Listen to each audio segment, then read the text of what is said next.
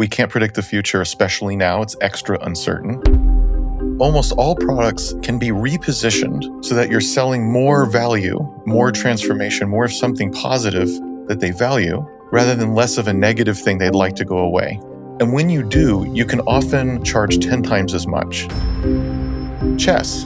Computers have been better than humans at chess for 25 years, and nobody watches computers play chess, and nobody watches computer-generated chess stuff.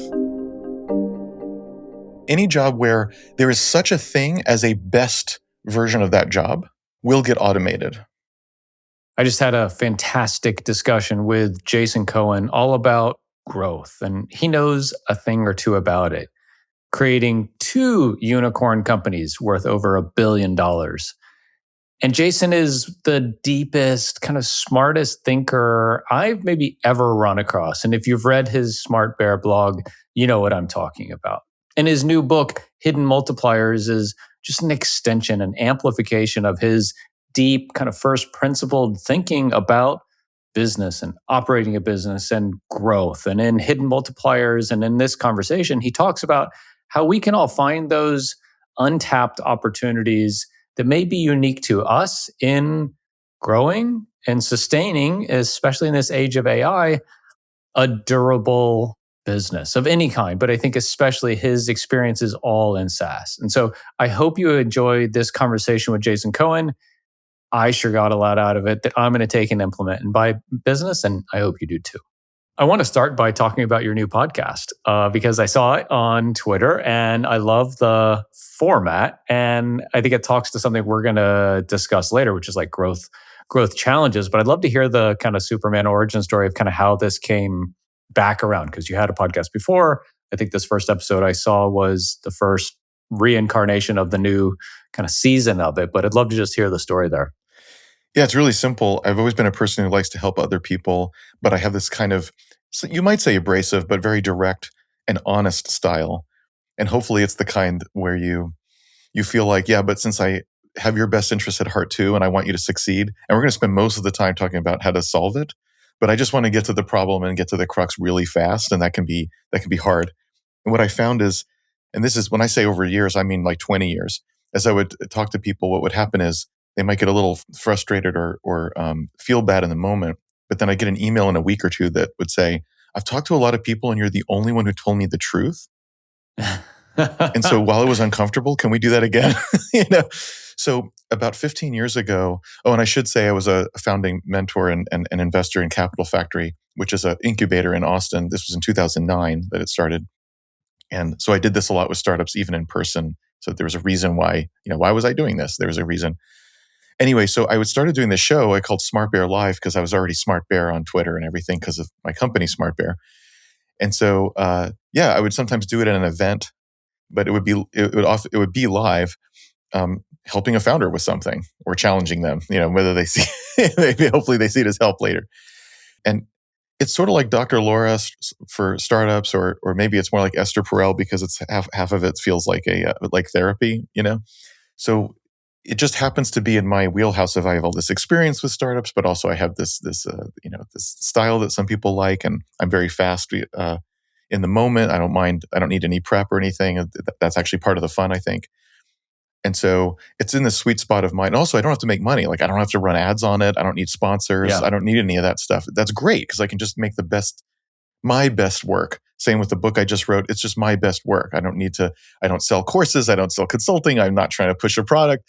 Like I have no other motivation but ego and wanting to do stuff, right? Like that's my only motivation. Yeah. So that means I'm motivated to do my best work, period, not for a financial reason. Isn't that nice?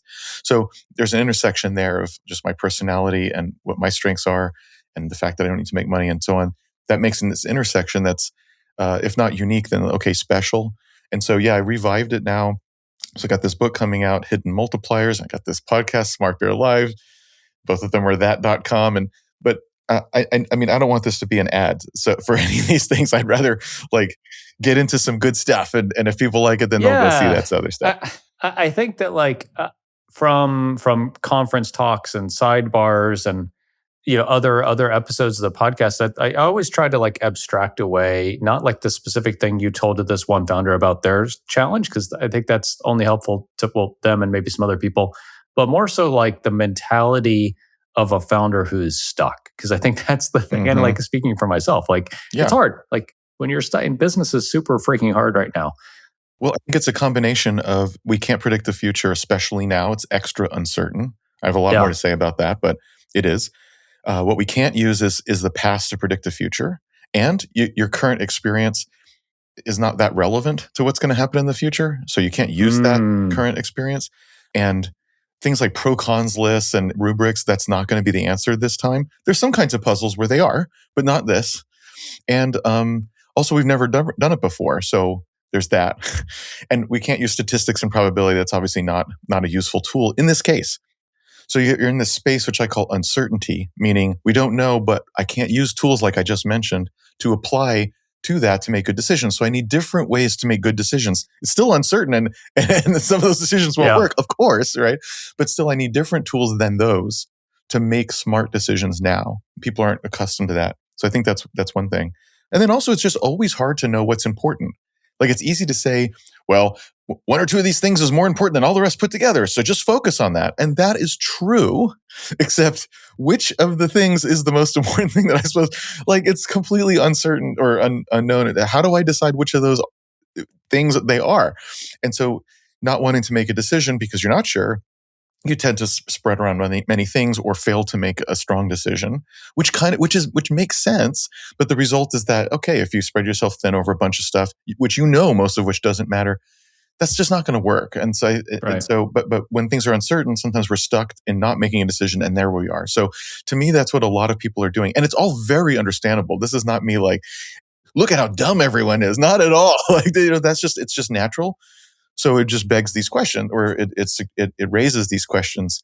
Okay, so how do I still figure out what's important, or how do I make decisions when it's uncertain? How should I think about AI in particular, or just these things in general? It's always been hard to do strategy, which a lot of that's what it is. Finding the most important things, making decisions based on it. That's a lot of what strategy is. How are you finding the best founders approach this uncertainty to get past that almost kind of like, I don't say mental block, but like, yeah, a lot of folks are looking at it and say, gosh, I don't know what to do. I'm going to do nothing. Obviously not the answer. Or do a whole bunch of stuff and see what sticks. Also not the answer. No, How have yeah. you found the best founders navigate to pick out the best couple of things to focus on? There's a number of things. So one is the old Jeff Bezos thing of what will still be true in 10 years. Because, of course, we don't know how AI will change things, but we can still guess what people will want. People always want to save money and time. People want more leads. People want to close stuff and get more revenue. People want to be entertained. In the case of Bezos, what he always cited is that people want to receive the products as soon as possible. And there's no limit to how Mm, fast people want the product. And in 10 years, they'll still want it as fast as possible. Or good customer service. There will always be a premium market for people willing to pay for things like better service or quality and this and that. And also, there will always be literally a billion people who want the cheapest thing that they can to solve the problem. So, what things are still true even in AI? Well, almost everything I listed actually. And so, one of the things to do is to realize that AI is part of the solution space. Like, how will I execute this product? Not part of the problem space, which is what is it the customer's trying to do? So marketers will always try to get more leads. If you have a product or service that gets more leads, they want that, and they definitely have a budget for it. Often they can even measure that, but anyway, there's a budget for getting more leads or more good leads anyway. So can AI? So you're thinking, oh well, how do I use AI for that?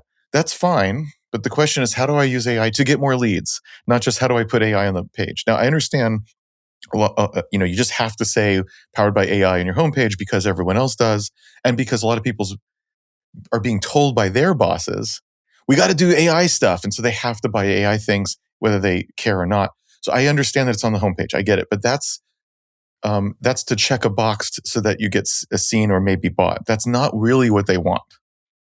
What they want is to get more leads. If they double the number of hot leads and revenue increases because of you, They will definitely give you lots of money no matter how you achieve that. It could be Yeah. gremlins in a box doing that. It could be AI. It doesn't matter. Like if you're actually delivering value like that, then it's going to work. So one of the things is to say, what is that core value or transformation that I'm doing for my customers? Okay, sure, you can ask, how will AI do that more or better or more efficient or faster, whatever. Okay, fine. But if you can't articulate what that core value is, that transformation that's happening there, or it could be something like they're very entertained. That's okay. There's lots of things it could be that they're getting. But like, is it really doing that? And then when you say AI, is it increasing that? And often the answer is no. I just put in AI because I heard that, or I just have yet the 370-second tool that does something in AI, and just because other people are doing it, and that's okay. I'm not saying you can't do that. It just don't be surprised when nobody cares because either you're not delivering value or it's just the same as everything else. Is this a messaging and positioning challenge as much as anything then? Well, many things are. I mean, in my experience, it's common to find a product where if you reposition it, it sells much better, even though it's the same product. Now, one of my hobby horses that I'm always on about this, because I think you can do this with literally any product. So that's why I should say a product that sells to a pain point, not for entertainment. That entertainment is all different. And I'm not an expert, so I don't know. But for, Yep. for things that you're selling to, especially a business, but anyway, with a pain point, pain solve. The common thing to do is say, I'm saving time, saving money, saving hassle, this kind of thing. And you probably are. Like most tools probably do that. So I understand. And is it worth paying to save time, paying to save money? Yes, in general, that's true. So because none of that is like false or whatever, it's easy to fall into that. And yet almost all products like that can be repositioned so that you're selling more value, more transformation, more of something positive that they value, rather than less of a negative thing they'd like to go away. Almost all can. And when you do, you can often certainly close more, but what I find is you can often charge 10 times as much. Now that's a big statement without an example. So let me explain why, because that's silly to just say that and not explain. So let's say what your tool does, and this is the example I use in the book, Hidden Multipliers. Oh, go get the book. Okay, so now I'm giving you one thing in one chapter of the book. All right, fine. I'm spoiling it. Okay, so you have a tool that saves, that can double, it cuts the cost of AdWords in half. So marketer gets it in magic. Let's say AI. What the hell? And oh look, I still get the 200 leads a month that are good out of AdWords, but it costs me half the amount. So let's say I spend 40 grand on that now. So now I'll only spend 20 grand. I've saved 20 grand. Awesome. What am I willing to pay for this product? A good amount, but not 20 grand because that's how much I saved. There would be no point in that. Not even 10 grand. Like I need to keep most of the savings. So maybe I can spend 5 grand. So I save 20 grand a month. I paid 5 grand a month for that. All right, now I'm really saving 15 grand a month, but that's pretty good. And that is good. And that's one way to sell that product. But here's the other way to sell that product is you say, wait a minute, my budget for AdWords is 40K, right? Like that's what I'm doing now. So if the leads cost less, then that same 40K, if I continue to pay the 40K, I could actually have way more leads. And in fact, if you think about it, I'm willing to pay a certain amount per lead. Maybe I'm paying $100 a lead out of that 40K. Maybe that's what's happening. Well, if I could pay another 40K and still get another double the number of leads rather than half the cost, but double the number of leads at the same cost per lead, at the same 40K. So now I'm spending 80K. I would way prefer that because now when I go to the CEO, I don't say I save 15K a month, which the CEO is happy about. I doubled leads, which doubled revenue. What? Like you're going to, you'd even spend more than 40K for that. Like, I mean, who knows what you'd spend for that? A lot. So I could charge 40K a month for this same product that have the half the cost per lead if I pitched it as double the leads at the same price per lead. So now the person's paying 80K instead of 40K, except me, the product, I'm getting that 40K, not 5K. And all I did is position it as, wait, if it's cheaper, you can get more leads. That's the actual thing they want, not just the saving of the money. So by pitching it as double the number of leads at the same price per lead, I can 10x or 8x in this case, whatever, the price of the product, same product. So that's obviously a contrived example. But the point is that the customer already values certain things a lot. They're already spending tons of money on that thing, and they'd spend even more if they get more of it, because that's what they actually value. And if you can pitch it as creating more of that, then you can charge a whole lot more, or maybe close a lot more, rather than eliminating a cost or time. And in the book, I give like 15 other quick examples, just to of all, in all kind of shapes and sizes and consulting companies and other things, just to show how you can do that. But maybe it's obvious. Yeah. I think what's interesting is like going back to AI at a almost like policy level or like, PR level, it's followed the same paradigm change. It used a year ago was like we're gonna reduce costs. We're gonna lay off 5 people a year for the next 50 years, or 5% of the people a year for the next 50 years, and this will be a one-person billion-dollar company. Now, I don't hear a lot of people talk about that. The smarter folks I know, at least, they talk about like, hey, what if we can use this to gain the upside Yeah, with more leads, more business, more output, more widgets, whatever it is. of So it's course. interesting that like to me, like just the talk track around AI at a societal level has been from reducing costs to the abundance conversation. Well, yeah, I mean, it's both. I mean, the job market's really tough right now, and that's because not enough people are being hired to do stuff because of the expectation that AI will do it, and we all know it's not doing that. Not that AI can't do anything. Not that, I mean, AI definitely supercharges a senior developer, for example, but it actually doesn't supercharge a junior developer. They produce demoware that you can't turn into a real product, and all senior developers who are working with junior developers will tell you that. And of course, this is why vibe coded stuff is not ever a real product. It's really cool because it can one shot stuff, but not, but Yeah. when it actually comes to a real product with all the other stuff and ongoing maintenance, and also as the code base grows, AI gets worse, right? So like when there's nothing there yet, it can make something pretty neat. But when you have a large mature code base and try to use AI, you realize, oh, there's a lot of limitations. It does a lot of stuff wrong. And junior developers don't know that that's the case. And so they're ineffective still. So yeah, I mean, the truth is it doesn't work that well for a lot of these things that we're saying, oh, we won't hire people. I think the companies that understand that will just do better. They'll have better marketing because they didn't fire all their marketers. They'll have better content because they didn't, they'll realize that Yeah. people don't watch AI generated YouTube and they don't listen to AI generated podcasts. And so you can do that, and it's getting better and better, and nobody wants it ever. And I don't think they'll ever want it, and which is a big statement, but here's why I think that. Chess. Computers have been better than humans at chess for 25 years. And you can call it AI or not. I don't care. A computer is better than a human at chess. Let's call it AI. I don't know. For Yeah. 25 years. And so chess has never been more popular. It's never been that more people have played or played online or played in tournaments, both and in person too. And the chess content, like there's multiple creators with millions and millions of followers, blah, blah, blah, blah, blah, right? And nobody watches computers play chess, and nobody watches computer generated chess stuff. It's all humans. But computers are better forever. Yeah, but we never want to watch a computer. We want to see a creator who's a human. We want to watch games from a human. We want to try to get better ourselves as a human, right? And so that's not to say computers haven't changed chess. They have. We've learned things from the way computers play chess that humans never could. So how we value bishops and knights and win has changed since the accepted how it should be from the 70s. It's no longer, now we think of it differently. How we value a pawn and where it is. A pawn in the 7th or 6th is worth way more than we thought. We already knew on the 7th rank was a lot, but now we know something else about how much you can sacrifice a pawn for position because computers have showed us.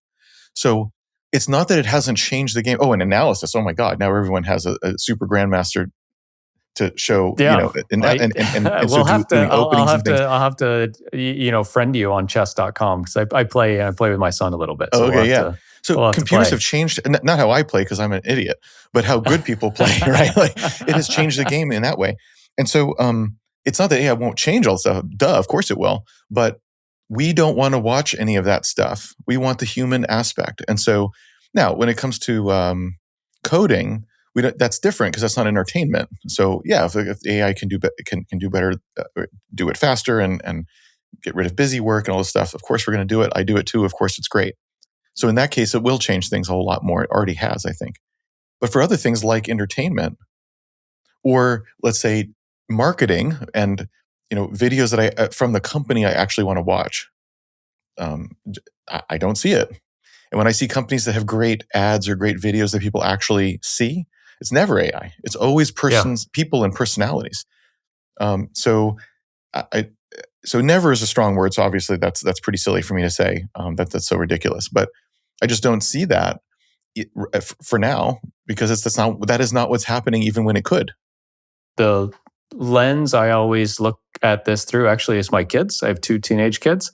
And it's really interesting to ask them about AI generated content and their perspective on it.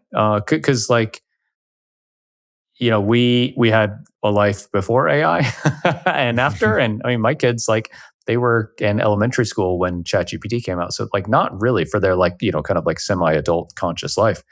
They don't remember a time before it.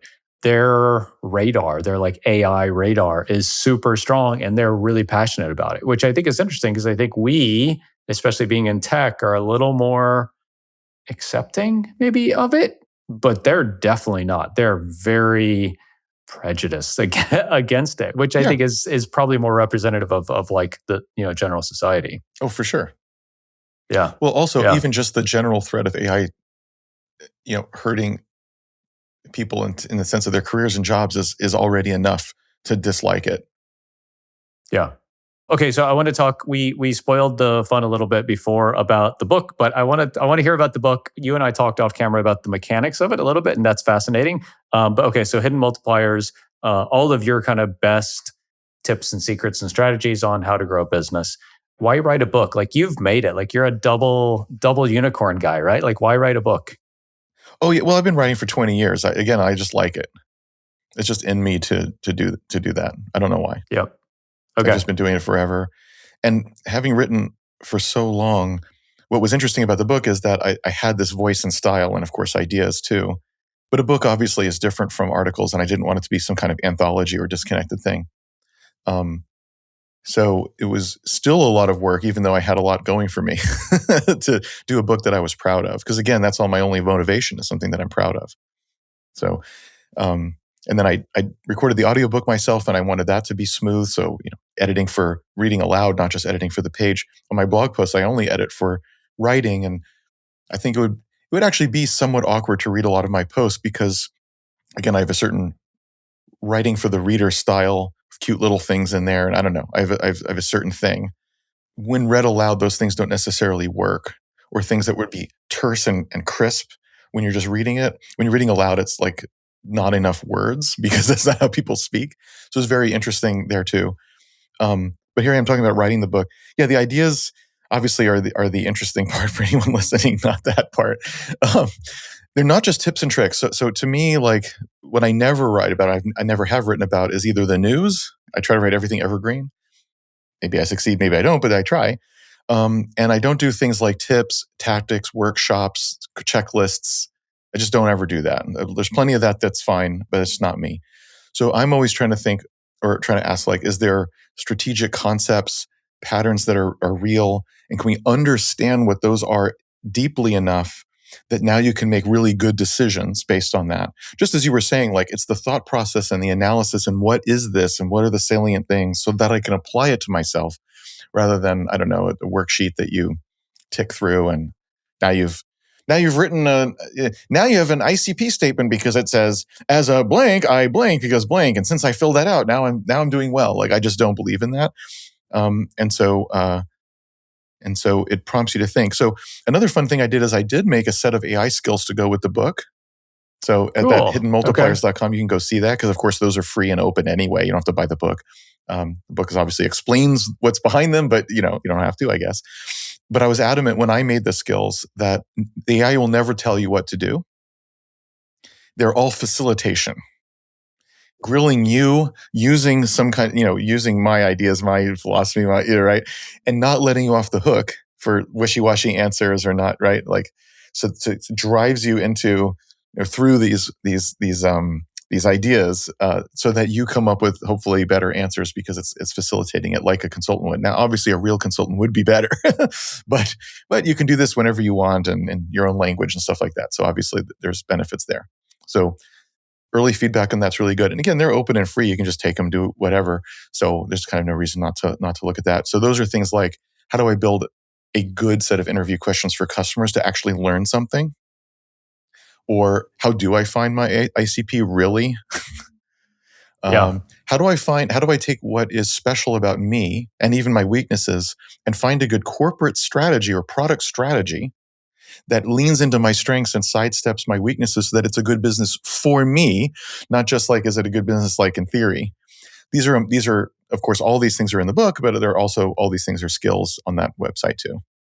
I want to ask about your thought and writing process, because I find your writing the most unique writing I probably read on any kind of regular basis. Thank you. I appreciate that. It's yeah, no, and even pre-AI, and especially post-AI. Yeah, I don't use AI to write. Post-apocalyptic. No, Yeah, I'm sure not. yeah. I mean, your stuff is so deep and so original and so thought-provoking, and frankly, like it's intimidating. I read some of your stuff, and I'm like, I'm a fucking idiot. Like, I don't even know what he's saying. Like, I know you pretty well. Like, you're obviously like incredibly smart, and like, I think that's fine. But like, there's a lot of smart people who can't take that and then put it on paper so that we all can absorb and process it. Like, how do you do that? Because that's what's really special, I think. Well, I really appreciate it. I didn't want to interrupt you while you were saying such nice things. I gotta clip this for myself and listen to this every time I wake clip up. That for you, yeah. Boost up. Remember, ego. That's why I'm doing this. So like, this is great. This is the only payment I need. It's like the whole thing about magic, right? It's that someone spent so much time on it that it looks effortless or whatever the quote is. That's not the quote, but it's like that. I mean, again, I've been writing for 20 years, and in every article I write, I spend a lot of time on it, like a lot. I rewrite it, I look at it, and also I have hundreds of drafts of ideas that just I felt weren't good enough or I couldn't figure out the best way to say it. And I'm not going to, I never had something like, I have to publish every week or else, because it says so in the algorithm. I just, again, because I don't have to make money on it and I don't have to maximize quote unquote followers. So again, if I'm just doing my best work, then there can't be a schedule because it has to just be whenever I think, okay, this is as good as I can do for now, which of course I'm never satisfied, but okay, that's everybody who's, who tries to do well is never satisfied. That's okay. So it's just whenever I think I have something good enough. So sometimes that's more frequent and sometimes it's not because that's life, So if I'm not going to publish stuff I'm not proud of, that's something. So many years and so much time per article, that there's a lot in there. So like, I don't know, how did you just, oh man, this is just so good. Well, yeah, if I came up with that, like just immediately, that would be really good. That's not what happened, Now, another thing is a lot of these things, especially in the last 5 to 10 years, these are things where there's this idea and we tried it, an idea for business or for growth or how metrics work or something. So then we try it at WP Engine. Is this what our metrics are saying? Well, what if we acted like this? What if we ran this workshop? What if we tried this framework? And then sometimes often it didn't work or it wasn't that good. Well, then I didn't write it up. Right. But then sometimes it was okay, pretty good. And then we morph it and try again. And maybe another team tries it. And then, okay, so after iteration of both teams actually doing this and it, kind of making it better and better in practice, and also me explaining it or re-explaining it or other people explaining it, or I'm, those are reps too. Just like if you're selling your product over and over again, or like go to a conference and you talk to people all day long about your product. By the end of the conference, you have a great pitch just because you've tried it 100 times and you just sort of naturally get to a nice tight thing that lights up their eyes. Well, that's kind of what happened, and so things like the talk walk framework, and now I'm just listing things that are on my blog so everyone can just go read it. The talk walk framework, or how we think, or my product KPIs, or a lot of the stuff about the in command, about how I think about a self-managed team, or the administrative versus individuality, and how to bridge those things. The communication how different parts of the company talks differently, and you have to translate. There's all these and many more, but those are just right off the top of my head, articles where those all came from what I just said, where there's so many iterations inside WP Engine. And finally, okay, this is maybe a thing that resonates that's pretty good. And still, what I find is most of these frameworks and ideas, if a company tries to just, if like 1% of the company's like, oh, I'm excited, and they try to bring it in, it usually fails. Not Yeah. always, but usually fails. And I think that's because there's so much of the culture and mechanism of that company that has to mesh with that framework and thing. Otherwise, it just, the body rejects the organ, even though it was a perfectly good organ. And so I don't know how to mesh that up perfectly, or what. So like what characteristics of our culture and processes and everything at WP Engine makes these work for us? I don't know. I honestly don't know. So it's good that if you're excited about it, because that suggests maybe it would fit because you're excited. But I think that's true of anything. So like there's, maybe 20 really good frameworks for, let's say, prioritizing product features. I have some, again, that I've blogged about that are not in the book, by the way, only in the blog. And they work for me. But I would bet it does not work for the majority of people. But there's 20 other ones. And out of the 20, a couple of them will work for you and most won't. Even though they're all good. Like mine's good and so are the other ones, right? They're all fine. And so I don't know how to match that up other than trying it. But so I don't think like my ideas are the best, the end. But at least they're good. At least they're plausibly going to work. Plausibly, like they work somewhere. That's a start. That's better than most random blog posts you read. So okay, but who knows? I mean, and conversely, some things that have worked other places wouldn't have worked at WP Engine. Well, we did have that. So we tried OKRs reason. like 4 times and never worked. Why? Yeah. OKRs are good. I love them. They never worked. So yeah, absolutely. Yeah. Yeah. Yeah. So if like founders listening to this and they're like, okay, I'm going to go like binge this stuff. I'm going to plug my ChatGPT into this and like pull all the best ideas and we're going to implement like one a month. That's a terrible idea. Don't do that. But like if it's like, hey, I'm going to go look at like the SmartBear blog and pull an idea. The founders looking at this to evaluate like testing a framework in their business. How would they think about like almost that kind of founder market fit, like founder framework fit? Yeah. Of like, this probably will work. See, that's what I don't know. Like, I know it usually doesn't work, and I'm not sure, like, what are the characteristics of framework X that means it will or won't work? Like, what are the parts of that? What is necessary out of that culture? I don't know. So there are some things you could say about it, but those are the obvious ones that you've already passed through your filter. So for example, a big, slow planning waterfall thing, and you have a little agile startup that hates that. Of course, it's not a fit, but you already knew that. So there's something more subtle than that's going to determine it. And that's why I don't know. I will say that if the other people, okay, if you're a solo founder, you can obviously do what you want. I will say if there's other people at the company who are not already interested in trying something new and also excited about the particular thing you want to try, it will almost never work. It's a self-fulfilling prophecy if you didn't want it to work, right? Any process, any framework, if you already didn't want it to work, I'm sure you will discover you were right. It doesn't work for you. So I will say that didn't really answer your question because it was, how do you know whether it's a fit? I'm not really answering because again, I'm saying I don't know. I will say if you're excited about it, what I would do is bring the other people together, and let's say a team that you wanted it to do, and maybe you only have one team, okay, and say, hey, check this out, and maybe there's a video or an article or whatever it was that got you stoked about it, and ask them to read it and just say, do you think this might work? Like, and if they're like, yeah, like let's try it, then there you go. It's still, who knows, but that's a good start. But a lot of the times that's not what they'll say. Well, I don't want to do this, or I don't. In which case, you'll either have to convince them, which good luck, or you'll have to find something else.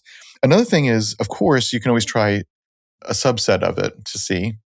Another thing you can do is, no matter what I wrote and said, surely something's different about your case. So if you go in with the mentality of, look, this is probably better than what we're doing now, but it's also probably just 70% of what it needs to be. So if everyone agrees, including the person who's excited in bringing in, this is not gospel, this is not a Bible, this is not fixed. What this is, the only thing we're going to agree is this is better than what we're doing now. It's smarter than what we're doing now, and it's still wrong. It's still not right for us, but it's better because right now it's a disaster. And this will be like not perfect. And so what if we agreed to do this, and every 2 weeks we're going to pop up and say, now, wait a minute, we knew it was wrong. We knew it was better, but wrong. So let's literally say, what is still wrong? What do we want to change? What do we want to morph? And just going with that attitude the whole time, maybe that's more likely to succeed because you're not trying to impose on people, blah, blah, blah. Instead, they can just be like, okay, well, I did like this one thing. That one thing is cool, but blah, blah, blah. And there you go. And also, I think that's true. I think it's highly unlikely you take a framework and that it's perfect. It's possible, but just, unlikely. That was our experience with OKRs. I mean, I came in super hard. We're doing this. I read the book. We're doing this. We're a team of like 5 people at the time, I think. And everybody's like, this guy, can you believe it? Since then, it's morphed a lot into just what works for us right now. It works for us. It's great. It doesn't really resemble OKRs at all, but kind of the spirit of OKRs is there, and the ownership of it. And I think that's a really good way of like, hey, this is the concept. How do we fit this into our culture? Probably more than anything. Yes. Culture, process, yes. founder. So team. one technique I did use, there's a book called Crucial Conversations, which is actually about I have to have a difficult conversation with somebody else. And it's a great book, by the way. It's again one of these books that it could be 30 pages and not 300. On the other hand, if it was just a blog post, you would read it and go, that's cool, and then you wouldn't do it. So maybe, okay. By the way, my book, I was so adamant that not be the case, that you couldn't summarize it, and that you couldn't just say it's one idea that I heard 10 times. And I was so adamant that not be the case, by the way. So that's, not it. Anyway, so this is a great book, Crucial Conversations. And one of the things it says at the top is you have to find common truth. Meaning, if we don't agree on the facts and the assumptions, none of the rest of it will work, which is kind of obvious once you say it, right? But people jump right in. Well, I think we should do this, and you did that, and but if we have different goals or assumptions or ideas of what even going on, we'll be talking past each other, actually. And often, just getting to the common truth is 70% of the conversation, because intelligent people often can agree on possible things from here once we've resolved that. So it's sort of like in a debate, once we agree on the definitions, a lot of the rest of it kind of follows, right?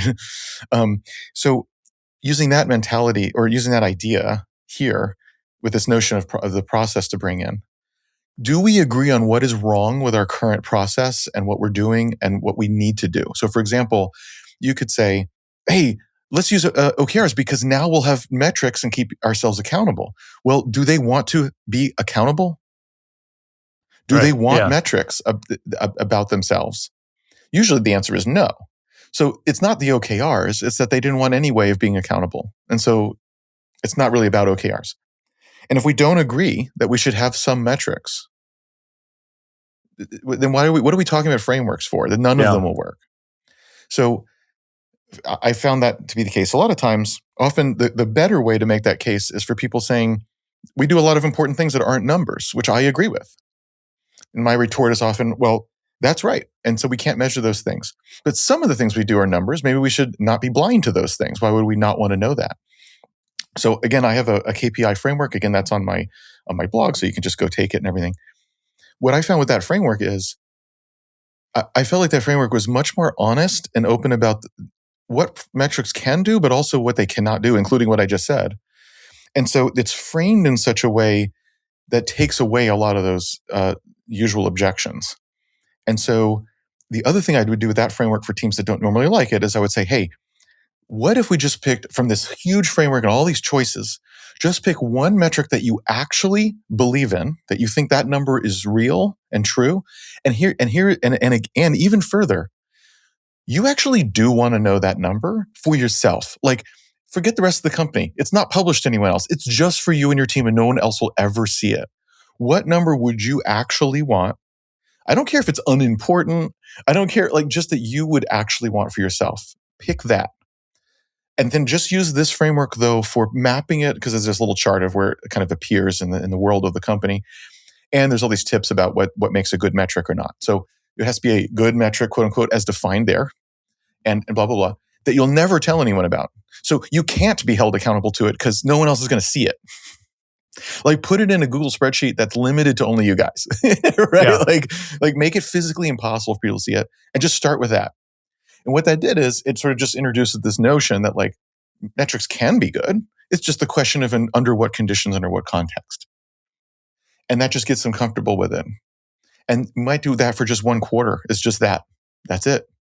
And then, okay, now is there any other ones that are on this chart? Maybe we do show it, but with caveats. And maybe in the same slide that we show that metric, we have 2 columns. One is a couple of metrics that are visible, and the other whole column, so half the slide, is the things that are not metrics but important. And we'll list it there. That will prove to the viewer we've got numbers and we've got things that are equally important, like visually equally important, that we're tracking.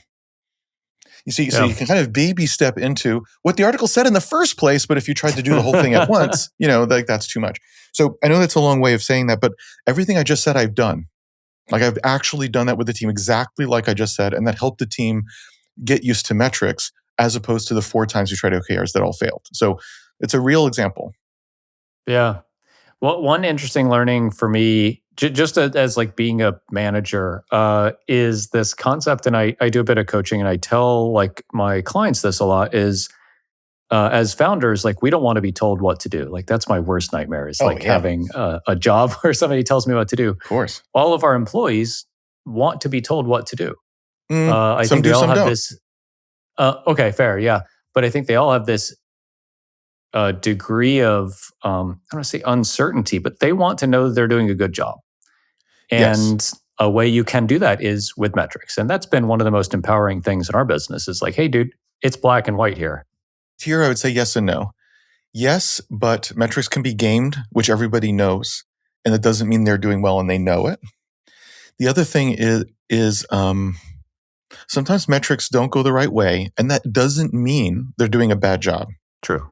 So this could be really in anything.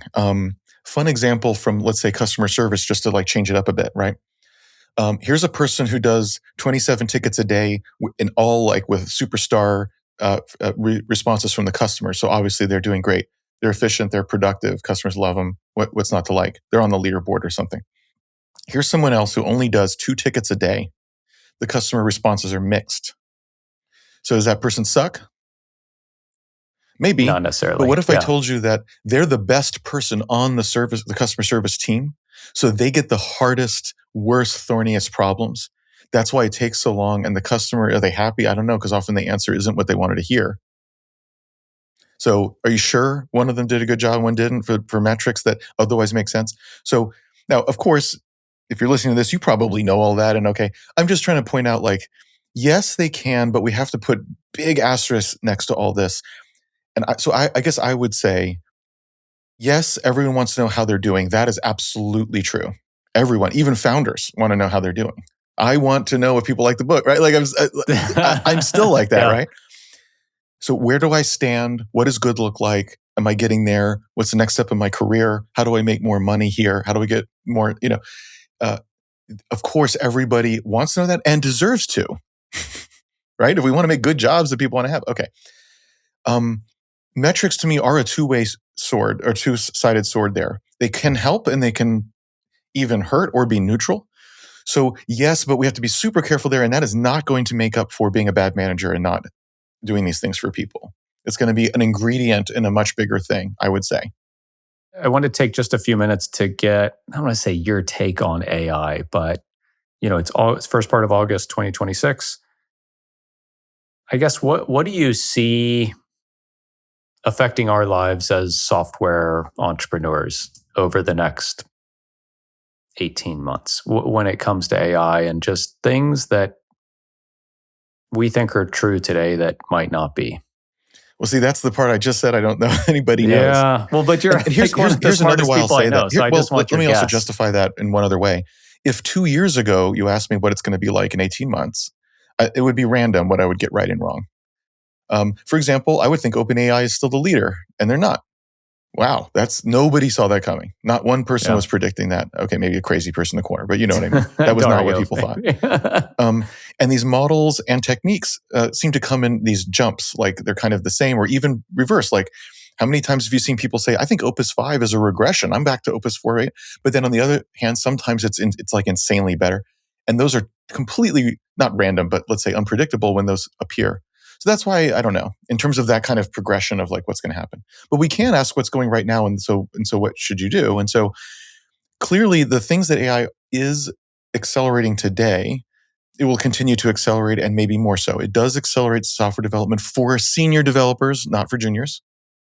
That only accelerates vibe coding. So, that's not that interesting competitively speaking, or even on a team. It can accelerate education if you use it for education. If you use it to replace your own thinking, which too many junior developers do, then it's actually hurting your education. But if you use it to facilitate something, then it increases education. So it can be used for that, but really it's used for both at the moment. People are using as an excuse to either fire or quietly fire, meaning like not rehire type of thing, right? Whether or not AI is working, that I think will continue. But there are things which I don't see are changing today. Of course, they could change in the future, but at the moment they're not. Like, if you're a SaaS product and you are the system of record for something, AI is not changing that.